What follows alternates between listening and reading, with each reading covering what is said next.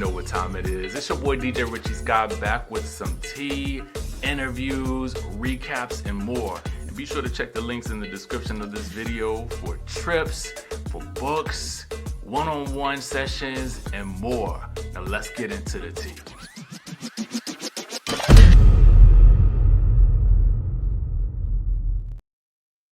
Y'all, Porsha says that we are not getting the full story on Real Housewives of Atlanta, and I want to know why.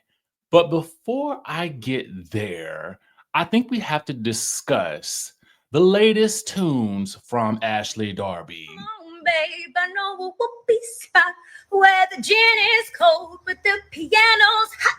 It's just a noisy hall where there's a nightly brawl and all that jazz. Okay, someone come get me. Yes, get it, girl. Get it. Get it, girl. Go ahead. Girl, go ahead with your bad self. Do it, do it, do it. Just do it. You know, just do it. You know what I'm saying? Like, why not? Why not? Why not? You know, I mean, why not start the day off with a positive note or 2 or 3 or 4? You know, I mean, I just felt like I felt that in my spirit this morning. And I just felt like, you know what? I need to share it with you. I needed to share it with you. I had to share it. Thank you for being a friend. I had to share it with my friends. You know what I'm saying? I mean, you know, I mean, why not? You know what I'm saying? So anyway, I felt like that I wanted to get us in the right spirit. You know, I had to get us in the right spirit. And let's move on to our next story. Of course, it's Porsha. Someone says this. Main character Her says, I was so excited for your return just to see you being so mean, dismissive. This is with love. Porsha says, I'm with you on that. Too bad you're getting half of reality. Check out my YouTube, Porsha for real. It's in real time, love. Okay. The people have things to say. One person says, girl, don't go to that dang YouTube. She been lying or not speaking on what really happened. Someone else says, Porsha, you cannot gaslight the viewers. We see your behavior in broad daylight on national TV. They aren't showing half of anything. They're showing us you. Someone else says, basically watch her channel so it can justify her actions on the show. Another person says, I agree though. They film for months and months and everything gets edited down into a 40-minute episode. I can only imagine what else is on or was filmed. The edit will go in the way the producers see fit. So if she just so happens to be the mean girl this season, then that's how they're going to piece it together to make a storyline. All right. Well, you know, someone else makes another good comment. It's not the Porsha and Drew Sidora of it all that I'm mad about. That's a narrative that's played out. I was expecting Porsha's divorce to arrive with her fire. Her seeing lawyers, hearings in court, unpacking it with her family, seeing a psychologist, the financial strain of it all, and how she overcomes that. That's how I wanted the first half of her story to unfold, from darkness to light. Instead, she is worried about Dennis. I love Porsha. She still got it, but she ain't helping ratings at this point. She was brought back at a huge pay, and she needs to deliver or become a friend of the show. Ooh. The people are tired. Porsha, the people are weary. But I suppose if you do want the full story, head on over to her YouTube channel and you can get it all there. All right. I have long since said that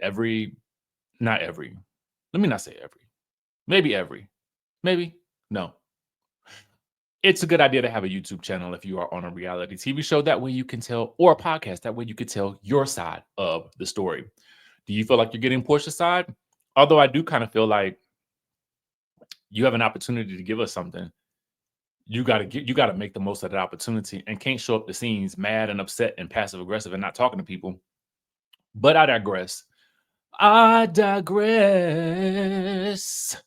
All right, so I know let's talk about some love and hip hop tea, okay? Some love and hip hop tea. So on the show on Love and Hip Hop, this was a season finale. Amy Luciani basically, I mean, it's kind of revealed that she's married to, betrothed, engaged, something or other to Dwight Howard. I mean, to be honest with you, I really ain't all that up in it, but what I did find interesting was this little exchange here.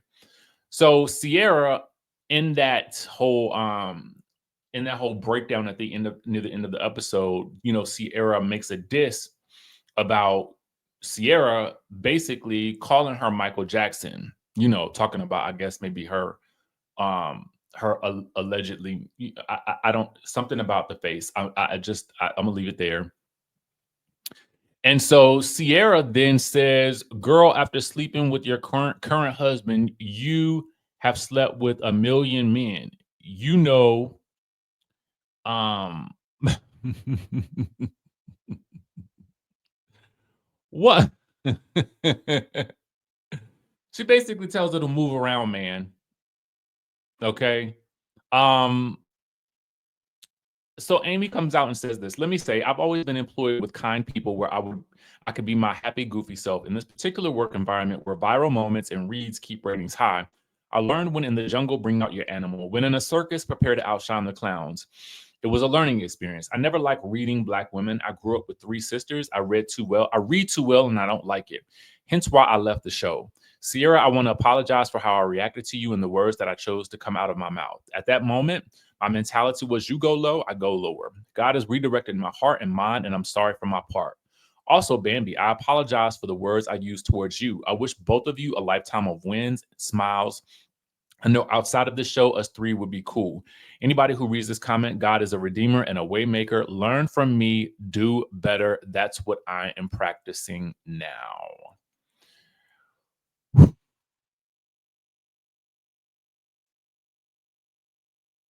All right. So we do get some comments from the BAM, and we get some comments from the Zell. I'm going to go back to reality entertainment TV. Bambi says, all love. I wish Amy the best. Also, heart emoji. Then Zell says, way to be a grown man.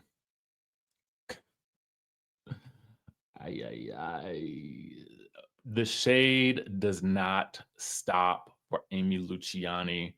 Are you guys happy to see Amy Luciani move on? What do you think about her relationship with Dwight Howard? I mean, listen, I felt in my spirit when it was announced that they were together that she was not going to be coming back to the show. It just didn't really make any sense to me because she kept the relationship so private. And I felt like because it was so private, I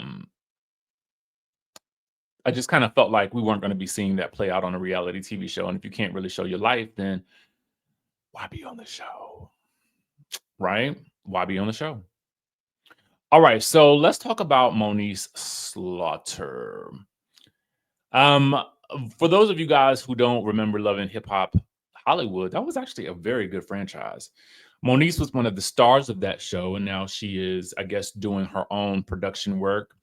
But someone broke into her car, and she's making the news because she hates the Black people. Yeah, she hates us.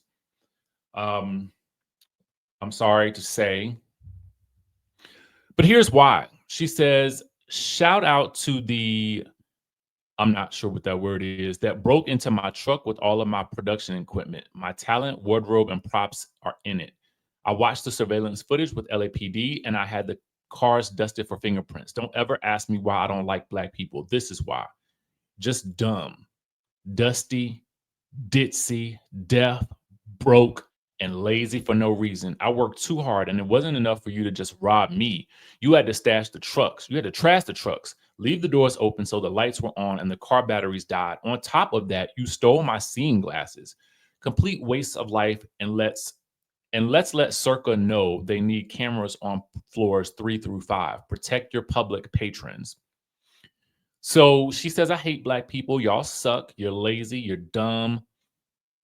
Ditzy and dusty and dingy, and you're whack.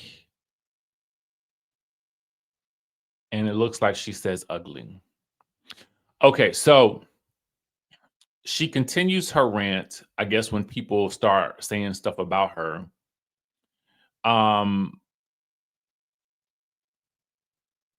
That's it, and that's all. I don't suggest you try me. I'm fed the F up. I ain't done nothing to nobody. I've been on my own quiet, peaceful, and unproblematic little bubble. And it wasn't just my production vans. There were 4 other people whose cars were broken into, and there's no excuse. If they had been homeless, etc., then I could have understood. But to trash my production vans, to break my equipment, to steal the literal shoes I changed out of, is just so ridiculous. And then to be seen coming out of the stairwell on one of the only 2 floors with surveillance cameras walking towards the residential side tells me that the break-ins were intentional, thought out by someone who lives in the building, but they just so happened to slip up by exiting on the floor below me. And therein lies my issue. It was purposeful. And to know that if I was black, white, yellow, green, man, or woman, and for the violation to be while I'm working my butt off to provide for myself and my son, it's just apparent and deplorable. You robbed one of your own, and for what? And the equipment that was damaged and the equipment that was undamaged and left behind was way more valuable than what was taken. And that's what makes them, I'm not sure what that means, what that is.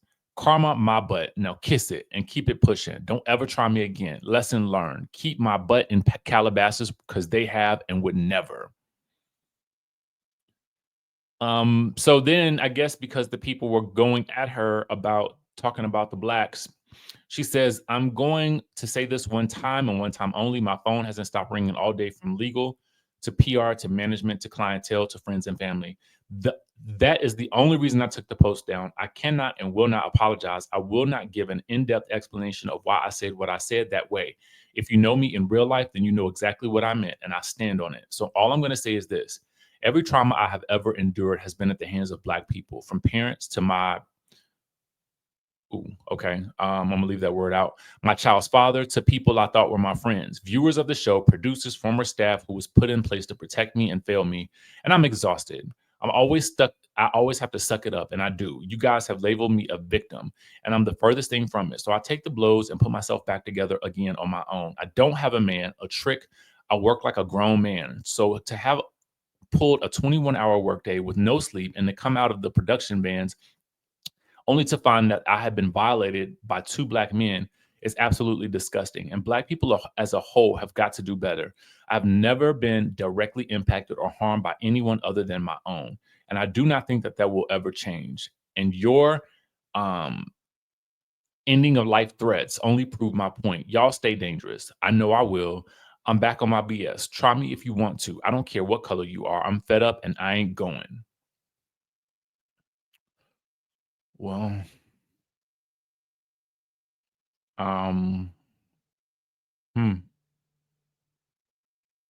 what do you guys think? Well,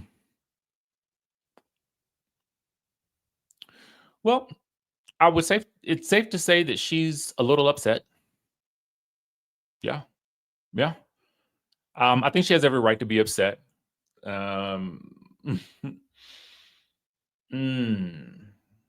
I think her own experiences are leading her down the path that she's going with regards to the 2 men involved. And that's something that she's going to have to work out for herself at the end of the day, because you can't escape your color, your race, your ethnicity. And that's just the space that you occupy. So you're going to have to resolve that within yourself. And then you're also going to have to resolve the trauma that you have faced as a result of this incident as well. And I get that you want to vent your feelings, but at the same time, hating on your own is not really going to get you any further.